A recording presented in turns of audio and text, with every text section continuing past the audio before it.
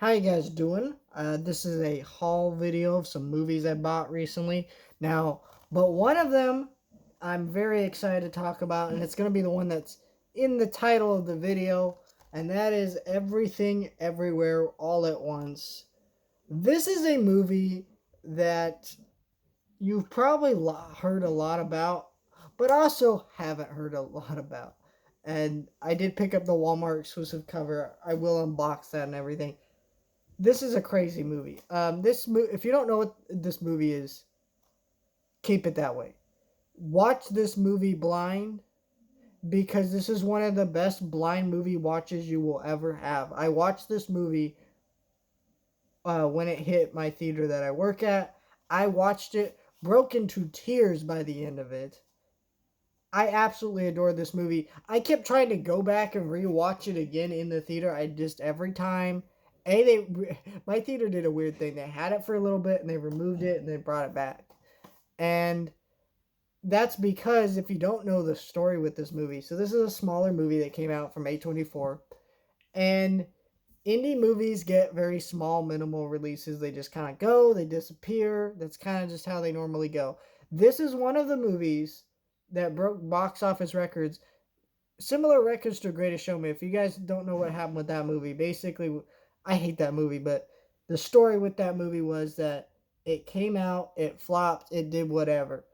Every single week afterwards, it went up a little bit of money due to word of mouth. This movie did the exact same thing, and and that is just crazy. It's unheard of for an indie movie, an art house movie, to do anything like that. This is a great movie. This is a better multiverse movie than Doctor Strange 2. I'm not even making that up.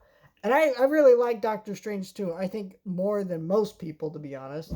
But, I really like that movie. But I'm sitting here like, this is way better. This just is. It's a fantastic movie, uh, you know, with amazing action and drama and suspense. And it's a crazy movie. I don't even want to say anything else about this movie because you all should go buy this on 4K.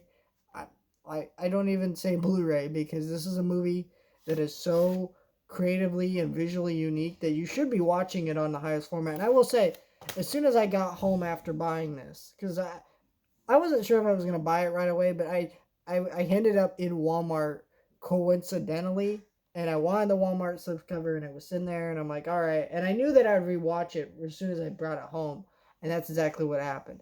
I mean, clearly if you see this wall behind me, I'm not short on movies to watch. A lot of times I don't need to buy these movies right away. I can wait to buy a lot of these movies. I'm not short on movies to watch, but it's like I knew I was going to rewatch this. So, yeah, here's the googly eyes. Now, you won't understand what this means unless you've seen the movie, but it's actually pretty significant. In fact, when I was looking at this cover, I'm like, why did they choose that cover?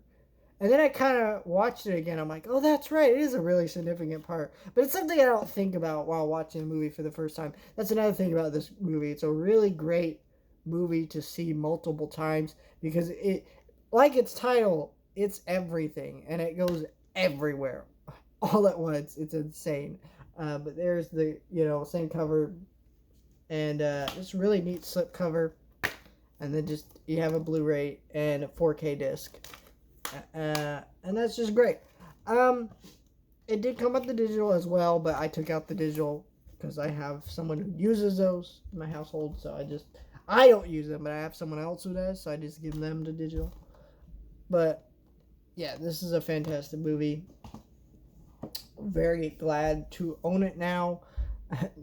It's kind of one of the more expensive A24 titles. I don't like when I bought, but a lot of these titles, I don't remember them coming out at $30, but this one I think is worth it. Though you can wait for a sale, but if you wait for a sale, you're probably not gonna get the slipcover. So that's it for the unboxing of that movie. So if you came for that, well, we're gonna get into some other movies here. Um, so I went into Target. My full disclosure, my earbuds broke, and I don't even know how they broke. They just stopped working, and I was like, all right, I'm gonna go buy some new ones. So I went into Ross, and then Target's right next to it, so I just happened to be in there. I was very happy that I just happened to be in there because they had a couple titles that one I've been debating on buying every time I go into Target. That I just said, screw it, we're gonna buy it. First one I grabbed here was House of Gucci. This is a Ridley Scott movie that came out last year. It's got Lady Gaga in it. It's got Jared Leto, who is great in this movie. See, I don't understand why he got nominated for a Razzie. This is going to sound weird. I say it's racism. And the reason I say that is because Jared Leto is doing a performance in this movie where he's giving a very goofy and Italian accent. But if you actually pay attention, there's a lot of Italian people who have seen this movie and said he's done a great performance and captures their accent. So, so when actual Italian people are like, hey, he did a good job, and then other people are sitting there, and then, people are nominated for a Razzie, I really think it's because they're like, his accent's funny, so he did a bad job, which I find kind of racist, if you ask me. It's a weird tangent to go on, but I don't know. I thought about that. Adam Driver's great in it. This is a really good movie. It went under the radar along with his other film, because this was a weird movie. It came out the week that Encanto came out in theaters and Resident Evil. All three of these movies came out on the same weekend during Thanksgiving week, and this is not a family movie. It's not at all. Lady Gaga is great in this movie. Plays an absolute bitch. There's just no other way to describe her, but she's just great in this movie. And yeah, I mean, I like Ridley Scott a lot. I need to get more of his movies. I need to get Black Hawk Down and some other ones. But yeah, this is great. And every time I go into Target, it's like, at one point it was 15, now it's 14, and I just keep passing on it. And I'm like, if I keep going into the store saying, hey, I want this, and it's cheap, there's really no excuse at that point. Obviously, I should just buy it because I want this movie. I love this movie. Well, I don't know if I love this movie. I do really like it, but it was kind of disappointing when I first watched it. It feels like a movie that I'd probably like more on a rewatch. But yeah, that's great to have.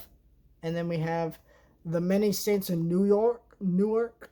This is the Sopranos prequel movie. Who made Tony Soprano? So here's my thing. I'm a huge Sopranos fan. It's my favorite TV show between the BoJack Horseman, at least. So those two shows, between those two, that's my favorite show. If you ask me my favorite show, it's BoJack Horseman and Sopranos. It's top tier for me. Just great stuff, right? So this movie, I was very excited for this movie, and it was kind of disappointing. I enjoyed the movie, but it didn't really feel like what they were advertising. Look at this. Who made Tony Soprano? It's not really about him at all. But there's a lot of great things about it, and I feel like as a Sopranos fan, if I ever buy the complete series, which I'm planning to do at some point, gotta have this movie. And it was $13, and I feel like it's a movie that didn't quite sit right with me on first rewatch. Or not first rewatch, first watch on HBO Max. Should have saw this in theaters. I don't know why I didn't. I did that with a lot of the HBO Max day and date releases. Really mad at myself for that. But yeah, this is definitely a movie that I was very upset at myself for not seeing in theaters. And I need to actually give this one a rewatch. And hopefully it sits better with me. Though I probably won't rewatch this movie until I do a whole rewatch of The Sopranos. So that will be quite a while. But it's $13, which isn't the cheapest it's been. I've seen this for $8, but I figured I was already in Target. It was on a sale at Target. I mean, I've seen it cheaper on Amazon, but it wasn't that price anymore. It was cheap, and I can grab both these movies that I've been staring at and drooling at for a while now. And I'm just like, all right. So yeah, you guys can let me know your thoughts, like, share, and subscribe, and I'll see you guys next time.